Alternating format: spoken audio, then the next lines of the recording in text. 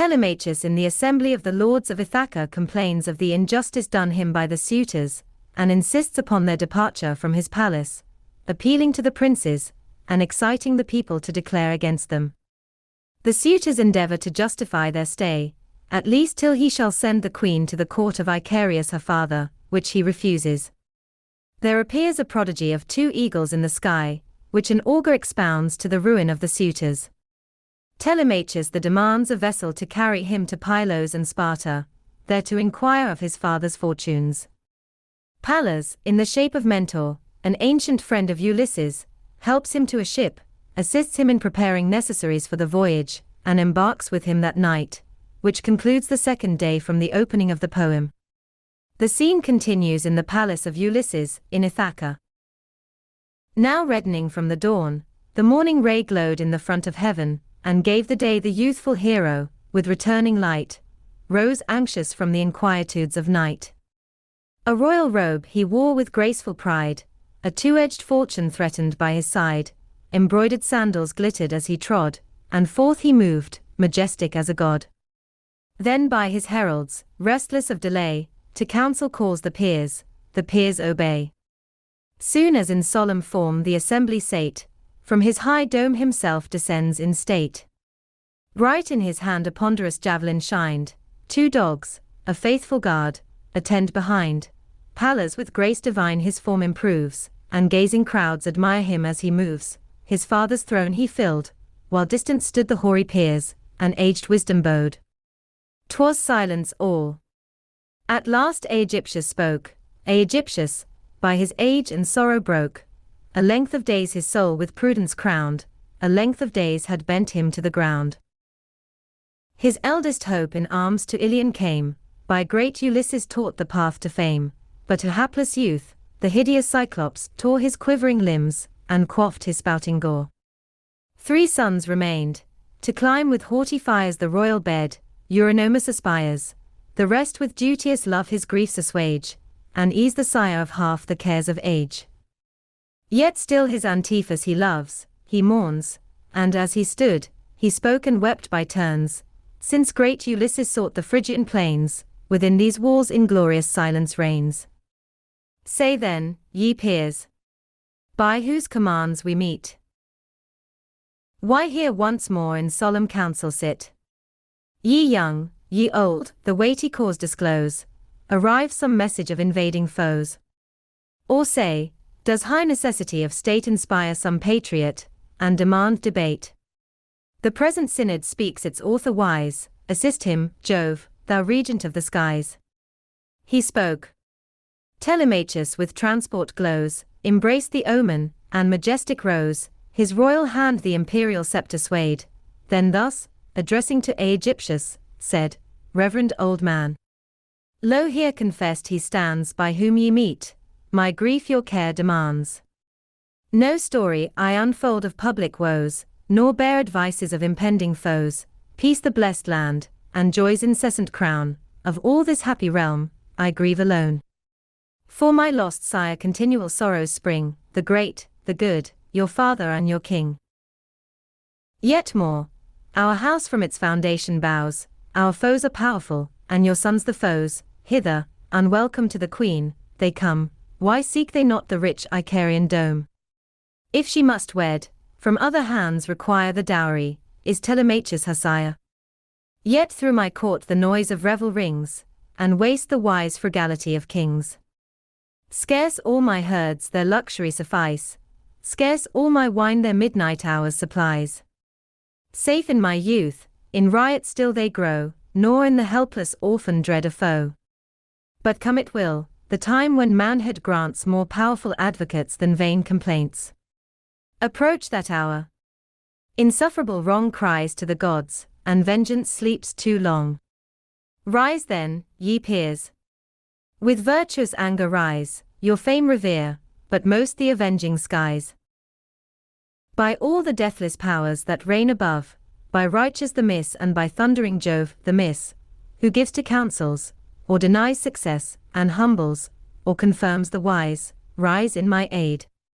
Suffice the tears that flow for my lost sire, nor add new woe to woe. If e'er he bore the sword to strengthen ill, or, having power to wrong, betrayed the will, on me your kindled wrath assuage, and bid the voice of lawless riot rage. If ruined to your royal race ye doom, be you the spoilers, and our wealth consume. Then might we hope redress from juster laws, and raise all Ithaca to aid our cause. But while your sons commit the unpunished wrong, you make the arm of violence too strong. While thus he spoke, with rage and grief he frowned, and dashed the imperial scepter to the ground. The big round tear hung trembling in his eye, the synod grieved, and gave a pitying sigh. Then silent sate at length Antinous burns with haughty rage, and sternly thus returns, O insolence of youth, whose tongue affords such railing eloquence, and war of words. Studious thy country's worthies to defame, thy erring voice displays thy mother's shame. Elusive of the bridal day, she gives fond hopes to all, and all with hopes deceives. Did not the sun, through heaven's wide azure rolled, for 3 long years the royal fraud behold? While she, laborious in delusion, spread the spacious loom, and mixed the various thread, whereas to life the wondrous figures rise, thus spoke the inventive queen, with artful sighs. Though cold in death Ulysses breathes no more, cease yet awhile to urge the bridal hour. Cease, till to great Let's I bequeath the task of grief, his ornaments of death. Lest when the fates his royal ashes claim, the Grecian matrons taint my spotless fame, when he, whom living mighty realms obeyed, shall want in death a shroud to grace his shade. Thus she, at once the generous train complies, nor fraud mistrusts in virtue's fair disguise. The work she plied, but, studious of delay, by night reversed the labors of the day. While thrice the sun his annual journey made, the conscious lamp the midnight fraud surveyed, unheard, unseen, 3 years her arts prevail, the 4th her maid unfolds the amazing tale. We saw, as unperceived we took our stand, the backward labors of her faithless hand. Then urged, she perfects her illustrious toils, a wondrous monument of female wiles. But you, O peers, and thou, O prince, give ear, I speak aloud, that every Greek may here dismiss the queen, and if her sire approves let him espouse her to the peer she loves, bid instant to prepare the bridal train, nor let a race of princes wait in vain. Though with a grace divine her soul is blessed, and all Minerva breathes within her breast, in wondrous arts than woman more renowned, and more than woman with deep wisdom crowned. Though Tyro nor Mycene match her name, not great Elmina, the proud boasts of fame, yet thus by heaven adorned, by heaven's decree she shines with fatal excellence. To thee, with thee, the bowl we drain, indulge the feast, till righteous heaven reclaim her stubborn breast. What though from pole to pole resounds her name? The son's destruction waits the mother's fame, for, till she leaves thy court, it is decreed, thy bowl to empty and thy flock to bleed. While yet he speaks, Telemachus replies, Evn nature starts, and what ye ask denies. Thus, shall I thus repay a mother's cares, who gave me life, and nursed my infant years? While sad on foreign shores Ulysses treads, or glides a ghost with unapparent shades, how to Icarius in the bridal hour shall I, by waste undone, refund the dower? How from my father should I vengeance dread? How would my mother curse my hated head? And while in wrath to vengeful fiends she cries, how from the hell would vengeful fiends arise? Abhorred by all, accursed my name would grow, the earth's disgrace, and humankind my foe. If this displease, why urge ye here your stay? Haste from the court, ye spoilers, haste away, waste in wild riot what your land allows, there ply the early feast, and late carouse. But if to honor lost, 'tis still decreed for you my hull shall flow, my flocks shall bleed, judge, and assert my right, impartial Jove. By him, and all the immortal host above, a sacred oath, if heaven the power supply, vengeance I vow, and for your wrongs ye die. With that, 2 eagles from a mountain's height, by Jove's command direct their rapid flight. Swift they descend, with wing to wing conjoined, stretch their broad plumes, and float upon the wind. Above the assembled peers they wheel on high, and clang their wings, and hovering beat the sky, with ardent eyes the rival train they threat, and shrieking loud denounce approaching fate. They cuff, they tear, their cheeks and neck they rend, and from their plumes huge drops of blood descend. Then sailing o'er the domes and towers, they fly, full toward the east, and mount into the sky. The wondering rivals gaze, with cares oppressed, and chilling horrors freeze in every breast, till big with knowledge of approaching woes, the prince of augurs, Halitherses, rose, prescient he viewed the aerial tracks, and drew a sure presage from every wing that flew.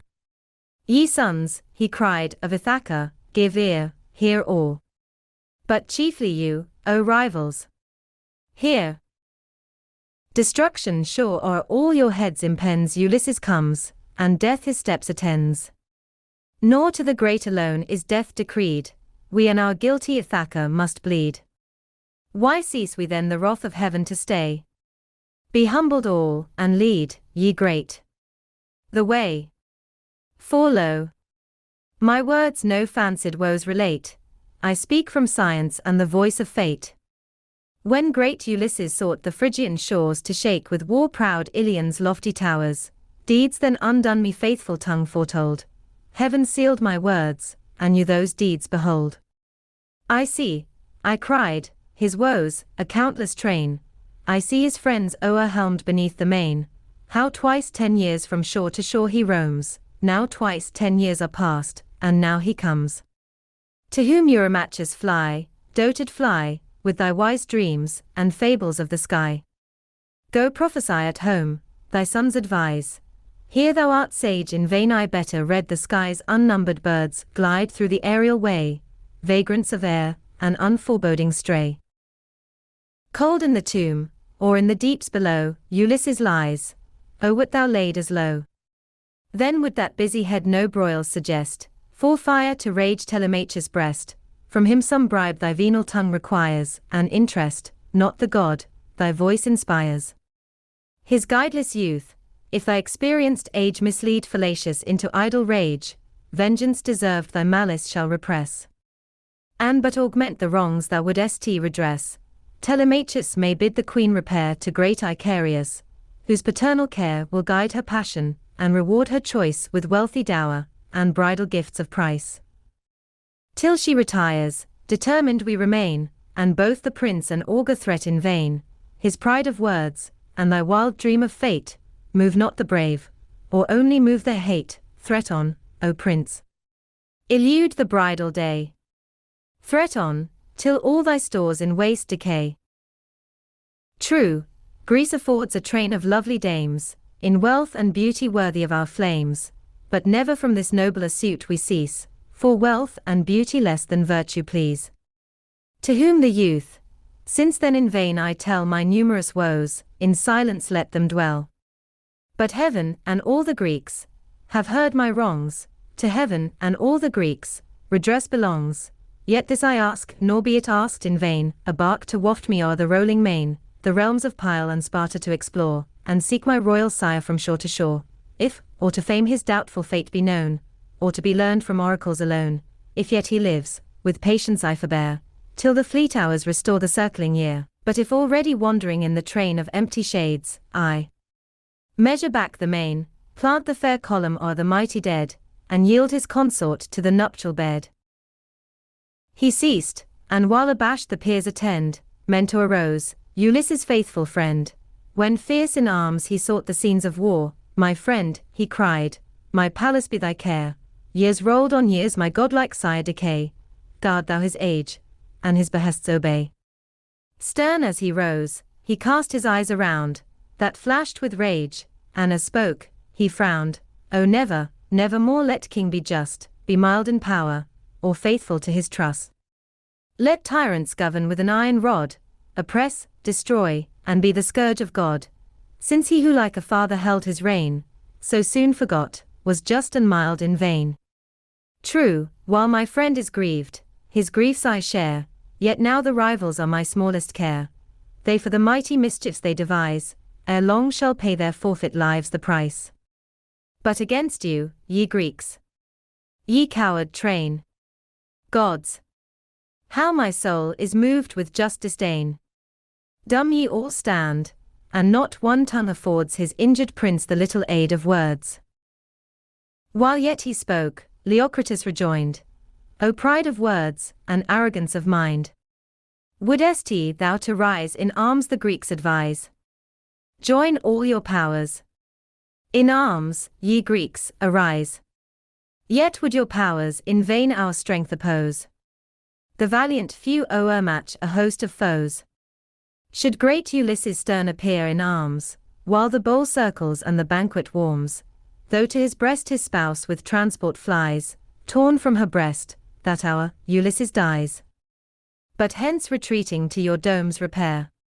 To arm the vessel, Mentor. Be thy care, and Halitherses. Thine, be each his friend, ye loved the father, go, the son attend. But yet, I trust, the boaster means to stay safe in the court, nor tempt the watery way. Then, with a rushing sound the assembly bend diverse their steps.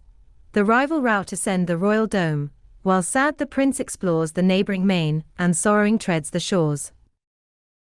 There, as the waters o'er his hands he shed, the royal suppliant to Minerva prayed, O goddess, who descending from the skies vouchsafed thy presence to my wondering eyes, by whose commands the raging deeps I trace, and seek my sire through storms and rolling seas. Hear from thy heavens above, O warrior maid! Descend once more, propitious to my aid. Without thy presence, vain is thy command, Greece, and the rival train, thy voice withstand. Indulgent to his prayer, the goddess took sage Mentor's form, and thus like Mentor spoke, O prince, in early youth divinely wise, born, the Ulysses of thy age to rise if to the son the father's worth descends, or the wide wave success thy ways attends to tread the walks of death he stood prepared, and what he greatly thought, he nobly dared. Were not wise sons descendant of the wise, and did not heroes from brave heroes rise, vain were my hopes. Few sons attain the praise of their great sires, and most their sires disgrace. But since thy veins paternal virtue fires, and all Penelope thy soul inspires, go, and succeed. The rival's aims despise, for never, never wicked man was wise. Blind they rejoice, though now, even now they fall, death hastes amain, 1 hour o'erwhelms them all. And lo, with speed we plough the watery way, my power shall guard thee, and my hand convey, the winged vessel studious I prepare, through seas and realms companion of thy care. Thou to the court ascend, and to the shores, when night advances, bear the naval stores, bread, that decaying man with strength supplies, and generous wine, which thoughtful sorrow flies. Meanwhile the mariners, by my command, shall speed aboard, a valiant chosen band. Wide o'er the bay, by vessel rides, the best I choose to waft then o'er the tides. She spoke, to his high dome the prince returns, and as he moves, with royal anguish mourns. 'Twas riot all, among the lawless train, boar bled by boar, and goat by goat lay slain. Arrived, his hand the gay Antinous pressed, and thus deriding, with a smile addressed, Grieve not, O daring prince. That noble heart, ill suits gay youth the stern heroic part. Indulge the genial hour, unbend thy soul, leave thought to age, and drain the flowing bowl. Studious to ease thy grief, our care provides the bark, to waft thee o'er the swelling tides. Is this, returns the prince, for mirth a time? When lawless gluttons riot, mirth's a crime, the luscious wines, dishonored, lose their taste, the song is noise, and impious is the feast. Suffice it to have spent with swift decay the wealth of kings, and made my youth a prey. But now the wise instructions of the sage, and manly thoughts inspired by manly age, teach me to seek redress for all my woe, here, or in pile, or here, your foe. Deny your vessels, ye deny in vain, a private voyager I pass the main. Free breathe the winds, and free the billows flow, and where on earth I live your foe. He spoke and frowned, nor longer deigned to stay, sternly his hand withdrew, and strode away. Meantime, o'er all the dome, they quaff, they feast, derisive taunts were spread from guest to guest, and each in jovial mood his mate addressed. Tremble ye not, O friends, and coward fly, doomed by the stern Telemachus to die. To Pyle or Sparta to demand supplies, big with revenge, the mighty warrior flies, or comes from Ephyre with poisons fraught, and kills us all in one tremendous draught. Or who can say, his gamesome mate replies, but, while the danger of the deeps he tries, he, like his sire, may sink deprived of breath, and punish us unkindly by his death. What mighty labors would he then create, to seize his treasures, and divide his state, the royal palace to the queen convey, or him she blesses in the bridal day. Meantime the lofty rooms the prince surveys, where lay the treasures of the Ithacian race. Here ruddy brass and gold refulgent blazed, their polished chests embroidered vestures graced, here jars of oil breathed forth a rich perfume. Their casks of wine in rows adorned the dome, pure flavorous wine, by gods in bounty given, and worthy to exalt the feasts of heaven. Untouched they stood, till, his long labors o'er, the great Ulysses reached his native shore. A double strength of bars secured the gates, fast by the door the wise Euryclea waits, Euryclea, who great ops thy lineage shared, and watched all night, all day, a faithful guard. To whom the prince, O thou whose guardian care nursed the most wretched king that breathes the air, untouched and sacred may these vessels stand, till great Ulysses views his native land. But by thy care 12 urns of wine be filled, next these in worth, and firm these urns be sealed, and twice 10 measures of the choicest flour prepared, yet descends the evening hour. For when the favoring shades of night arise, and peaceful slumbers close my mother's eyes, me from our coast shall spreading sails convey, to seek Ulysses through the watery way. While yet he spoke, she filled the walls with cries, and tears round trickling from her aged eyes. Oh whither flies my son, she cried, to realms that rocks and roaring seas divide. In foreign lands thy father's days decayed, and foreign lands contain the mighty dead. The watery way ill-fated if thou try, all must perish, and by fraud you die. Then stay, my child. Storms beat, and rolls the main, oh, beat those storms, and roll the seas in vain. Far hence, replied the prince, thy fears be driven, heaven calls me forth, these counsels are of heaven. But, by the powers that hate the perjured, swear, to keep my voyage from the royal ear, nor uncompelled the dangerous truth betray, till twice 6 times descends the lamp of day, lest the sad tale a mother's life impair, and grief destroy what time a while would spare. Thus he. The matron with uplifted eyes attests the all-seeing sovereign of the skies. Then studious she prepares the choicest flour, the strength of wheat, and wines an ample store. While to the rival train the prince returns, the martial goddess with impatience burns, like the Telemachus, in voice and sighs, with speed divine from street to street she flies. She bids the mariners prepared to stand, when night descends, embodied on the strand. Then to Numon swift she runs, she flies, and asks a bark, the chief a bark supplies. And now, declining with his sloping wheels, down sunk the sun behind the western hills the goddess, shoved the vessel from the shores, and stowed within its womb the naval stores, full in the openings of the spacious main it rides, and now descends the sailor train, next, to the court, impatient of delay.